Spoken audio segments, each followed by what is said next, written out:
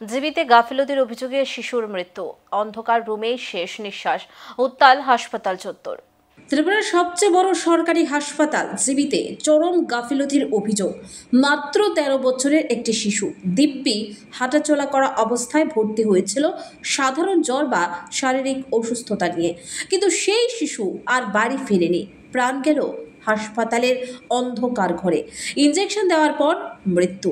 মৃত শিশুর মা বলেন, আমরা ভেবেছিলাম সাধারণ চিকিৎসা হবে, কিন্তু হঠাৎ দেখি ঘর অন্ধকার, কিছুই দেখা যাচ্ছে না, তাও ইনজেকশন দিল, তারপরই শেষ। জানানো হয়েছে ওই মুহূর্তে ওয়ার্ডে বিদ্যুৎ ছিল না, এসি ফ্যান চালু থাকলেও ঘর ছিল সম্পূর্ণ অন্ধকারে। সেই অন্ধকারে ইনজেকশন ও স্যালাইন দেওয়া হয় রোগীকে। এরপরই ছটফট করতে করতে মৃত্যু হয় শিশুটির।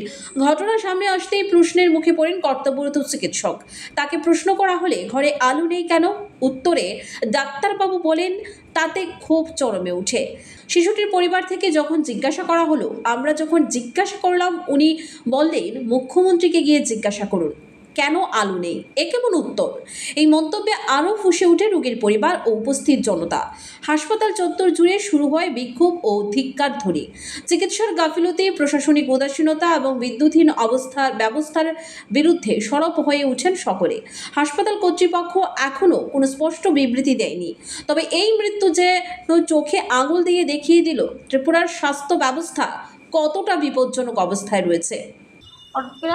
টেনশন লাগছে, আবার আনতাম, আবার টেনশন জানছি 100 ml দেওয়ার কথা, এটা তুলছে মনে কি ইঞ্জেকশনটা করেছে, এটা কিন্তু পুতুর কইছে, মানে কত মেল করে দেওয়ানোর কথা কইছে, একটা ইমেল আছে, এটা মিলাই 100 দিত, তারা কিন্তু পরিমাণ 100 ml দিব মিলাই দেওয়া কইছে।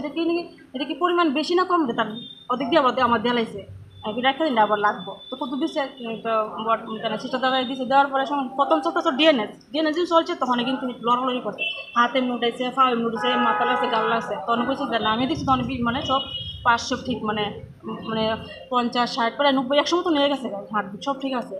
এরপর ফট করে কারেন্টটা গেছে, জানেন, মানে এসি ফ্যান চলতেছে, কারেন্টটা গেছে, সঙ্গে সঙ্গে লাইট, এই ওয়ার্ডে লাইটটা অফ হয়েছে, বাকি ওয়াদারওয়াইজ সব রুমের লাইট জ্বলতেছে।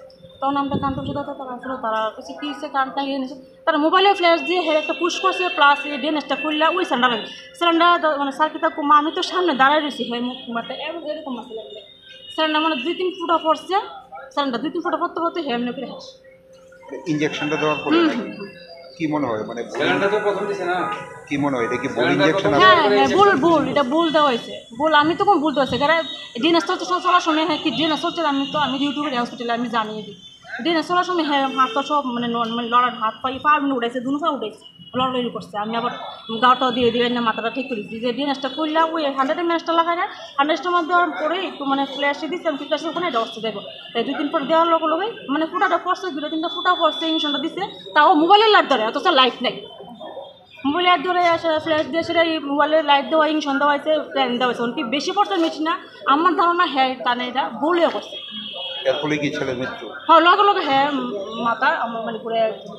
জীবন বাঁচাতে যে হাসপাতালে মানুষ যায়, সেখানে যদি অন্ধকারে মৃত্যু ঘটে, তবে কে নেবে তার দায়িত্ব? জীবন হারানো এই 13 বছরের শিশুর মৃত্যুর পূর্ণাঙ্গ তদন্ত এবং দায়ীদের বিরুদ্ধে ব্যবস্থা, এটা এখন রাজ্যের মানুষের একমাত্র দাবি।